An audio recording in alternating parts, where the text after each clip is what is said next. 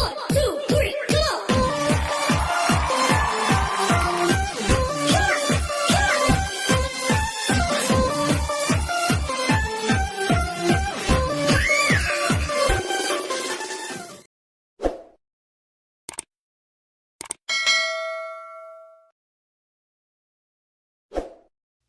Oh yeah.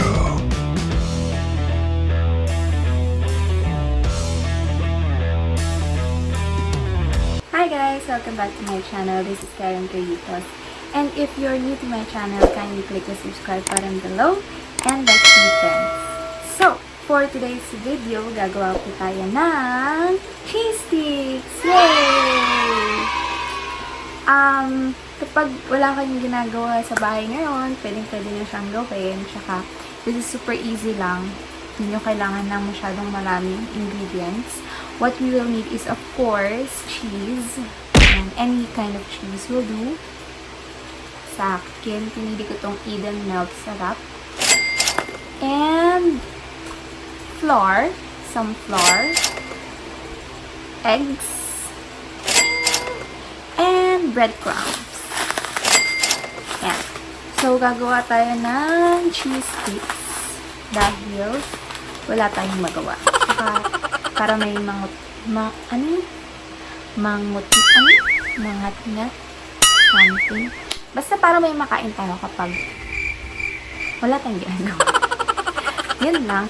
And if you're interested, please keep on watching and don't forget to subscribe. Thank you! Guys, nakalimutan ko lang sabihin. So, before we start, I'd like to remind everyone to please wash your hands thoroughly before doing this. And, disclaimer lang, this is for consumption of me and my family lang. So, I really don't need to wear plastic gloves in doing this. But, if you're gonna sell it, of course, you need to wear those. So, yun lang. Disclaimer lang. And, just keep on watching again. Bye! Mwah!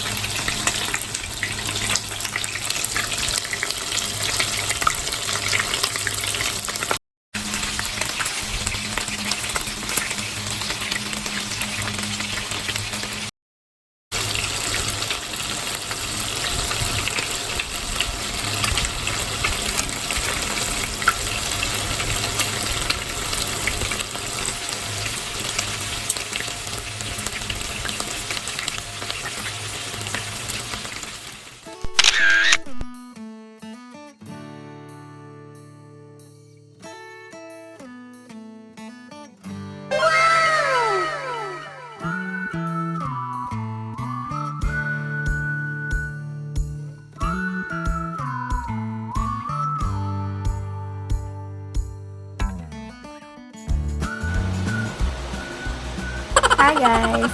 So, tapos na natin prituhin yung cheese sticks. Actually, si Alvin yung nagprito kasi tumatalsik-talsik siya, girl!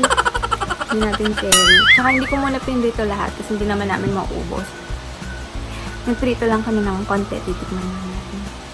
So, eto sila. Wow! Ano?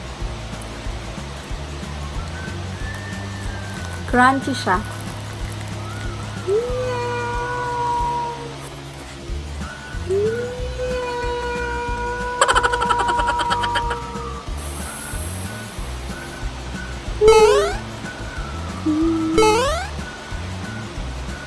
I'm so happy. Oh yeah. Ayaw niya mag-focus. Masarap.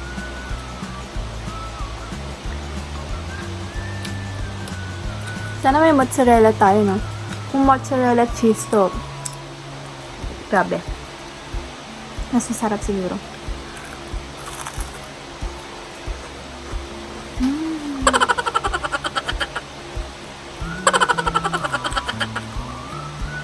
Nalusaw yung cheese niya. Kasi yung nabili ko, easy lang, diba? So, kung bibili kayo, huwag na lang yung easy lang kasi hindi siya maganda. Ano? Yung Eden na ano na lang talaga. Tapos, make sure na i-chill nyo muna siya, gawin siya dito yan. Para hindi siya tumunaw. Mayroon akong pang partner. Cheese mix.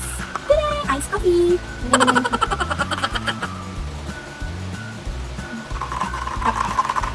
Pwede kami ni Alvin sa iced coffee. Ito mainit. Ang may bigyan sa kape. Thank you guys for watching, and again, please do like this video and subscribe to my YouTube channel. So, walang bigyan ng shoutout yung colleague ko na si Mark Dawas.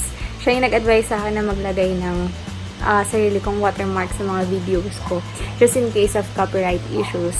So, yun. Tsaka thank you sa mga nag-subscribe nga pala ng mga friends ko, pati yung friends ng kapatid ko na si Nathaniel. Thank you po sa inyo. And shoutout din sa classmate ko dati na si Roxanne. Kaya lang hindi daw siya makapag-subscribe. Tagal ko yata yung link ko. So, tinanong ko maayos ko. Pero sana makapag-subscribe na kayo. Yung mga galing sa Facebook, may sira yata yun. Pero kung ano nangyayari. Pero yun, thank you po sa inyo. Stay safe.